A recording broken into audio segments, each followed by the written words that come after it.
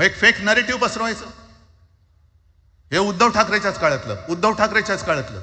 अरे उद्धव ठाकरे एवढं काम करत होता, मग पाडलं कशाला गद्दारी करून? का नाही बोंबललात तेव्हा? पण मी अभिमानाने सांगेन, माझ्या मंत्रिमंडळातले सहकारी इकडे बसले, जितेंद्र आव्हाड आहेत, आणखीन कोणी असतील. मी मुख्यमंत्री असताना महाराष्ट्रामध्ये मी मराठीची सक्ती केली होती आणि केलीच, ज्याचा मला अभिमान आहे. काय केलं त्याचं तुम्ही? मराठी भाषा महाराष्ट्रामध्ये सक्तीची करावी लागली. का करावी लागली? कोण आहेत आमच्या मराठीचे दुश्मन? कोण आहेत?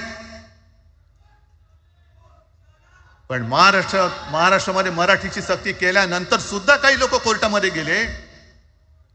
ती गुंडगिरी नाही होत. पण आता कोणतरी एक तो भेडिया असं ना त्याचं नाव,